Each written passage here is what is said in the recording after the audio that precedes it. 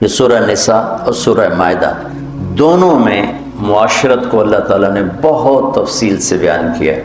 میں ایک دو آیات اس میں سے بیان کرتا ہوں جو اب دوسرا مضمون۔ سورہ قرآن میں قسمیں ہیں، قرآن قسمیں اٹھاتا ہے، تو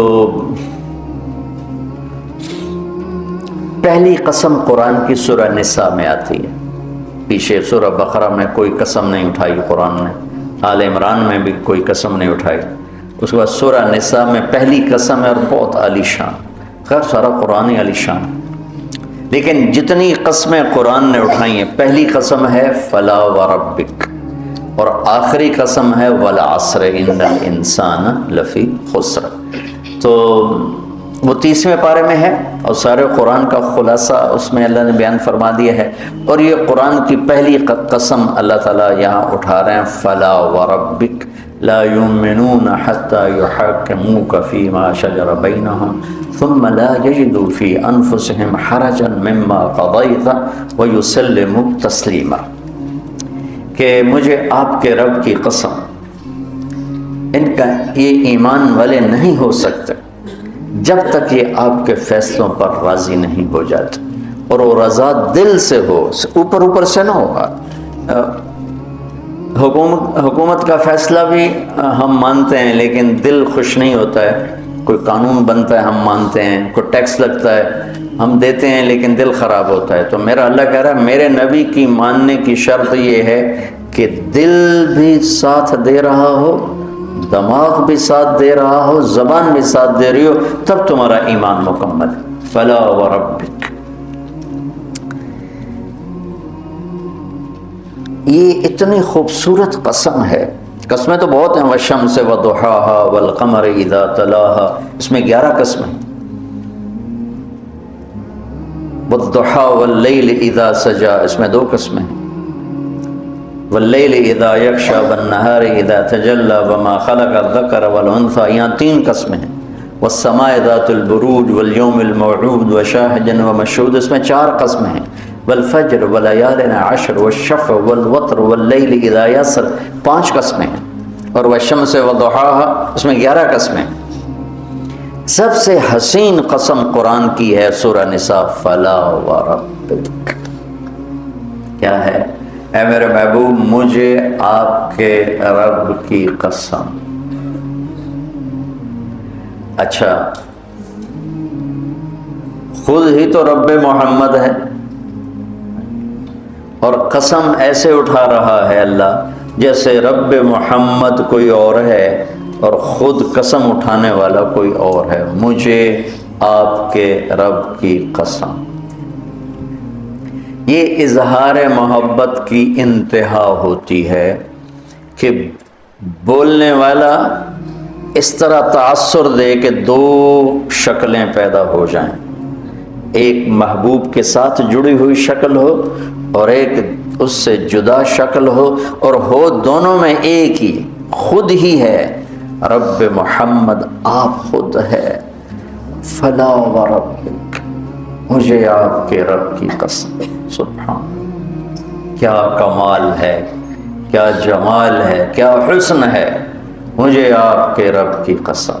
کتنا پیار ہے اس میں۔ مجھے آپ کے معبود کی قسم بھی تو اللہ کہہ سکتا تھا، مجھے تیرے معبود و الہک و خلاقک، مجھے آپ کے خالق کی قسم، مجھے آپ کے معبود کی قسم نہیں ہے، رب جس میں ہے ہی محبت، پالنے والا، اور پالنے میں تو محبت ہی ہوتی ہے، اس لیے تو ماں کو بھی رب کہا، ان تلد الامۃ ربتہا۔ تو اللہ تعالیٰ نے اس میں ایک تو اپنے حبیب سے محبت کی انتہا ہے، اور ایک مطالبہ ایسا عالی شان ہے قسم کے مطابق، فلا وربک، اے میرے محبوب یہ بتا دیں ان سب کو، مجھے آپ کے رب کی قسم۔ خود ہی ہے، قسم ایسے اٹھا رہا ہے جیسے کوئی اور قسم اٹھا رہا ہو۔ میری بات سمجھ میں آ رہی ہے؟ مجھے سمجھ میں نہیں آتا کہ میں اس کو کس طرح واضح کروں، جو فیلنگز ہیں میری اس جملے کے بارے میں، اس کے لیے میرے پاس الفاظ کوئی نہیں، اور تفاسیر زیادہ مجھے دیکھنے کا موقع نہیں ملتا ہے، بلکہ بالکل ہی نہیں ملتا ہے، زیادہ میں کیا کہوں، کہ کسی نے اس کو کھولا ہے کہ نہیں کھولا، کہ یہاں اللہ نے جو محبت کا اظہار کیا ہے ایک عجب انداز میں، وہ دیکھنا اب لوگ کسی مفسر نے یہ نقطہ جو اللہ نے مجھے سمجھایا ہے یہاں، یہ کسی نے اس کو اٹھایا ہے تو کس طرح بیان کیا ہے۔ مجھے آپ کے رب کی قسم، انہیں بتا دیں، ابتدا میں ہے شہد سے بھری ہوئی قسم، فلا وربک، اور ایک دم پھر لہجے میں اڑان آتی ہے اور لہجہ ہیوی ہو جاتا ہے، بھاری ہو جاتا ہے، لا یؤمنون، لہجے میں ہیبت آ جاتی، فلا وربک، شہد ہی شہد ٹپک رہا ہے، لا یؤمنون، ہیبت آ جاتی، بتا دیجئے انہیں کہ سر جھکانا پڑے گا دل و جان سے میرے نبی کے سامنے۔ ایک عجب بات بتاؤں، پورے قرآن میں اطیع اللہ اکیلا نہیں ہے، اطیع اللہ و اطیع الرسول، اور رسول اکیلا آیا ہے، من یطع الرسول فقد اطاع اللہ،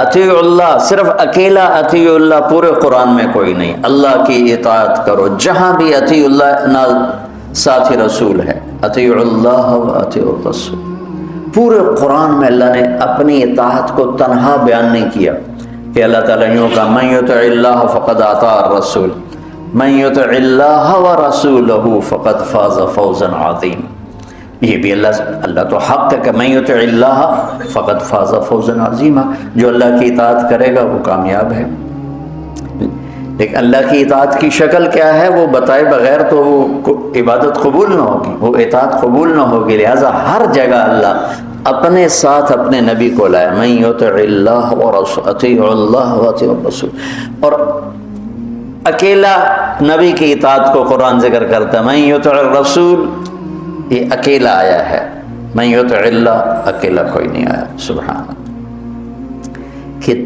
تسلیم و رضا ہو، تسلیم و رضا ہو، سمعا و طاعتا، دل بھی سر جھکا دے اور یہ سر بھی نیچے جھک جائے اور دل و جان اللہ کے نبی کی بات پر ہو۔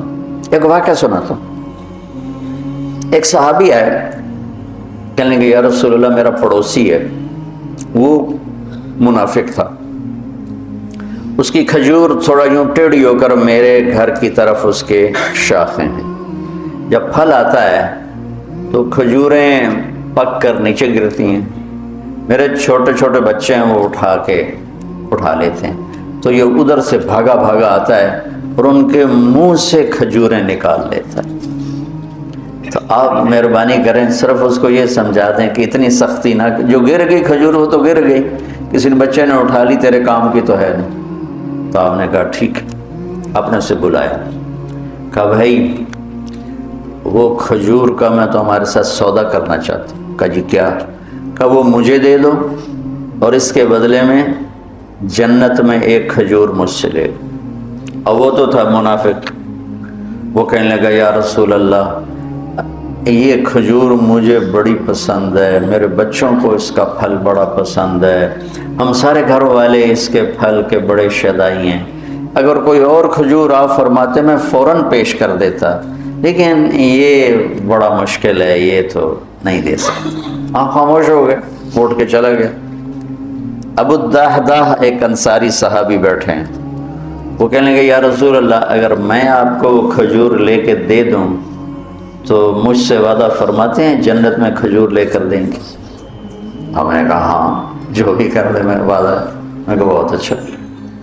پیچھے پہنچ گئے، اے بھائی کھجور کا سودا کرو، کرے جا میں نے اللہ کے نبی کے ساتھ نہیں کیا، تمہارے ساتھ کروں۔ کہنے لگے منہ مانگی قیمت لے لو۔ کہا بھائی میں نے بیچنی نہیں. کہا بھائی تو مانگ تو صحیح. تو اس نے جان چھڑانے کے لیے کہا نہ نومن تیل جلے گا نہ رادھا ناچے گی. ایک محاورہ ہے اردو کا کہ نہ نومن تیل آوے نہ رادھا نچے. رادھا نو نچاون واسطے نومن تیل چاہیے اور تیل ہی نہیں تو رادھا کیوں ناچے. تو اس نے کہا میں ایسی قیمت مانگوں کہ یہ دے ہی نہ سکے. کہنے لگا اپنا باغ دے دو اور کھجور لے لو. اس کے باغ میں 600 کھجوریں تھیں. ابو الدحدہ کے باغ میں 600 کھجوروں کا باغ تھا. یہ بطور اگر آپ اس کو کسی ذمہ دار کی آنکھ سے دیکھو تو یہ اتنی بڑی یہ دولت اور سرمایہ ہے. 600 کھجوروں کا باغ مانے رکھتا ہے. سبحان اللہ. ابو الدحدہ کی سنو, کہہ رہے ہیں پھرو گے تو نہیں اپنے معاہدے سے, پھرو گے تو نہیں. سبحان, پھرنا تو اس کو چاہیے. نہیں میرا دماغ خراب ہے, 600 کھجوراں تینوں دے کے دے آپ میں روٹی کی تھکا ہوں. یہ تو ان کو یہ کہنا چاہیے تھا. یہ یوں کہہ رہے ہیں اپنی بات سے پھرو گے تو نہیں. انہوں نے کہا میں کیوں پھروں گا, میں کوئی پاگل ہوں. کہا ڈن, باغ تیرا کھجور میری. فلا وربک, دوڑ لگائی یا رسول اللہ یا رسول اللہ, ابشر مبارک. کیا ہوا؟ کہ میں نے کھجور خرید لی, اب آپ اس کو دے دیں. آپ نے فرمایا کتنے میں؟ کہ 600 کھجوریں دے دی, باغ دے دیا پورا. تو آپ نے فرمایا پھر ہمارا بھی کینسل, پہلا معاہدہ کینسل. یہ تو میں اپنی طرف سے کہہ رہا ہوں. پہلے تو ایک کھجور تھا, کھجور کے بدلے کھجور تھی, تو نے تو باغ دے دیا. تو سن اپنے نبی کی زبان سے, کم من عدق رداح ودار فیا لابی الدحدہ. میں ابھی دیکھ رہا ہوں تیرے لیے جنت میں بے شمار باغات اللہ نے لگا دیے اور تیرے لیے عالی شان گھر بنا دیے. چونکہ ہر باغ میں انصار گھر بناتے تھے. تو جتنے باغ ہیں اتنے تیرے محل ہیں, میرے رب نے تیرے لیے بنا دیا. کہا فزت ورب الکعبہ, رب کعبہ کی قسم مجھے اور کچھ نہیں چاہیے. اور وہاں سے دوڑ لگائی اور پہنچے اپنے باغ. اندر نہیں گئے, 4 دیواری ہوتی تھی حفاظت کے لیے. اندر نہیں گئے کہ کہیں دیکھ کے کوئی دل پہ اثر نہ ہو جائے. باہر سے ام الدحدہ, کھجوروں کے زمانے میں انصار باغوں میں شفٹ ہو جاتے تھے راکھی کے لیے, حفاظت کے لیے. تو بچے اور بیوی باغ میں تھے, تو انہوں نے اندر سے جواب دیا جی کیا باہر آ جاؤ. کیا ہوا؟ کہ ہم نے باغ اللہ کے نبی کے ہاتھ بیچ دیا ہے اور اس کے بدلے میں ہمیں جنت میں باغ مل گیا ہے. تو ان کی بیگم نے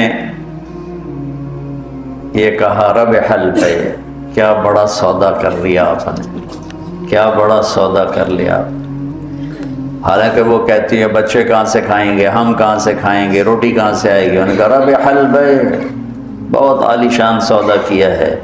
یہ مزاج ایمان ہے اللہ کے رسول کے سامنے کہ ہمیں آپ کے سانچے میں ڈھلنا ہے. جس سے پیار ہوتا ہے آدمی اس کی ایک ایک ادا کو اپناتا ہے. اس لیے میں کہا کرتا ہوں اپنے نبی کی نقل ہی اتار لو تو اللہ اصل کا معاملہ کر دے گا. کہ اللہ کو اپنے نبی کی ہر شے پسند ہے. تو یہاں نقل مار کے پاس ہو جاتے ہیں. اگر میں اپنے نبی کا حلیہ ہی بنا دوں, حلیہ ہی بنا, وہ یہ محاور کہتے ہیں شکل مومنہ کرتوت کافرہ, تو میں کہتا ہوں شکل بھی کافرہ بنا لے, کرتوت بھی کافرہ بنا لے, یہ تو 2 گناہ ہو گئے.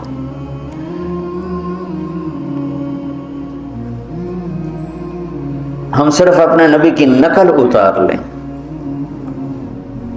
اور اندر اللہ کے حوالے کرے. اللہ اس پر ہی پتہ نہیں کیسے کیا فیصلے فرماتے. کہ اللہ کو اپنا موسیٰ علیہ السلام نے پوچھا نا یا اللہ یہ جادوگروں کو ہدایت کیسے دے دی. کہا تیری نقل اتار کے آئے تھے, تیرے جیسا لباس پہن کر آئے تھے, مجھے اچھے لگے, میں نے سب کو ہدایت دی تھی. تو ہم بھی اپنے نبی کی نقل اتار لیں. پھر اپنے جنت میں ایک جمعہ بازار لگے گا, حدیث یاد آ گئی. تو اللہ کے دیدار سے جب واپسی ہوگی ہر جمعے یہ بازار لگے گا. عورتوں کا الگ ہوگا، مردوں کا الگ ہوگا، اور اس میں جنت کی حوروں کے لیے نہیں، ایمان والی عورتوں کے لیے یہ بازار ہے اور مردوں کے لیے۔ اس بازار میں اور پتہ نہیں کیا کچھ ہوگا، لیکن ایک چیز جس کو میرے نبی نے ہائی لائٹ کیا کہ اس میں بڑی خوبصورت تصویریں لگی ہوں گی۔ عورتوں کے بازار میں عورتوں کی ہوں گی اور مردوں کے بازار میں مردوں کی تصویریں ہوں گی۔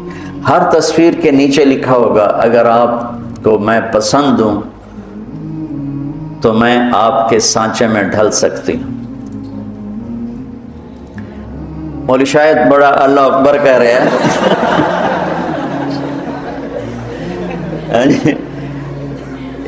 اس کو اگر وہاں کوئی تصویر پسند آ گئی کہ مجھے یہ اچھی لگ رہی ہے، اگلے لمحے یہ چہرہ اس میں تبدیل ہو چکا ہوگا، ایک سیکنڈ۔ ادھر تو پلاسٹک سرجری ہوتی ہے اور پھر کتنا اس میں کھپنا تپنا پڑتا ہے، پھر بھی وہ کام نہیں بنتا، اور وہاں ایک لمحے میں آپ پسند فرمائیں گے، اگلے لمحے میں آپ کی شکل ویسے بن چکی ہوگی۔ آپ کی بیگم دوسرے بازار میں، اسے وہاں کوئی شکل پسند آ گئی تو اسی لمحے میں اس کی اگلی تصویر غائب ہو جائے گی اور وہ فٹ ہو جائے گی اسی لمحے۔ اب یہ دونوں جنت میں اکٹھے ہو رہے ہیں تو یہ اجنبی نہیں ہوں گے جو تسی کتھوں آ گئے ہو، ایک دم پہچانیں گے کہ ہاں یہ میرا خامد، شکل اللہ نے بدل دی، وہ کہ میری بیگم اللہ نے تصویر بدل، اور پہلے ہی اتنا حسن ہوگا کہ اس کو زوال نہیں ہے اور وہ لفظوں میں نہیں آ سکتا۔ كأنهن الياقوت والمرجان، کمال، كأمثال اللؤلؤ المكنون، كأنهن بيض مكنون، عربا اترابا، كواعب،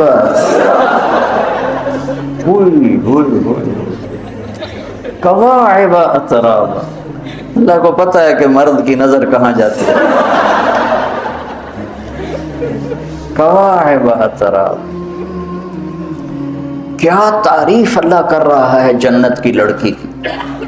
انا انشأناہن انشاء فجعلناہن ابکارا عربا اترابا لاصحاب الجمین، ثلۃ من الاولین وثلۃ من الآخرین، عندهم قاصرات الطرف اتراب، فيهن قاصرات الطرف لم يطمثهن انس قبلهم ولا جان، كأنهن الياقوت والمرجان، فيهن خيرات حسان، حور مقصورات في الخيام، لم يطمثهن انس قبلهم ولا جان، فبأي آلاء ربكما تكذبان۔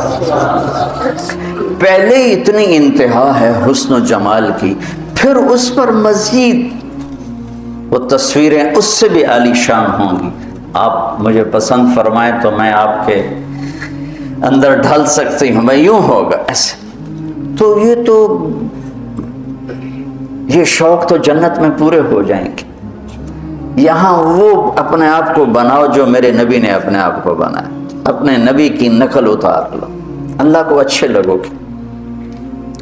میں کوئٹہ میں تھا جماعت میں، بیان کے بعد کمرے میں تھا تو باہر رش تھا، دروازے میں شیشہ لگا ہوا تھا، تو ایک آدمی رونے کی شکل ساتھ ایک بچہ، وہ مجھے اندازہ ہو گیا ملنا چاہتا ہے اور ساتھی ملنے کے لیے روک رہے تھے، بیان کر کے آئے۔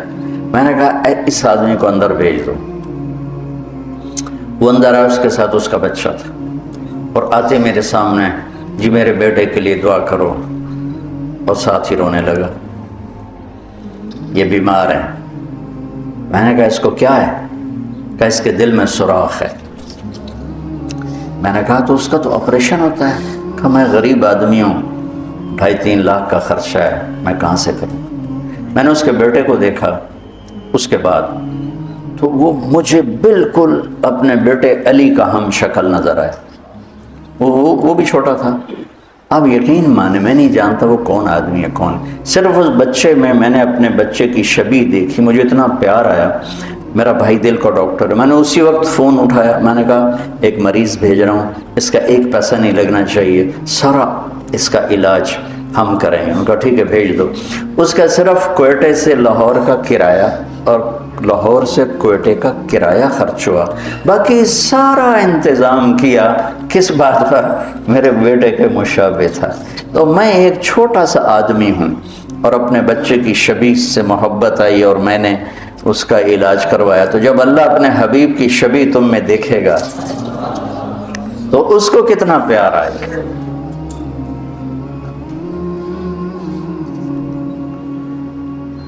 تو یہ فلا وربک میں اللہ نے اپنے حبیب سے عشق مانگا ہے، سمعن و طاعتن، عشق مانگا ہے، پیار مانگا ہے، محبت مانگی ہے۔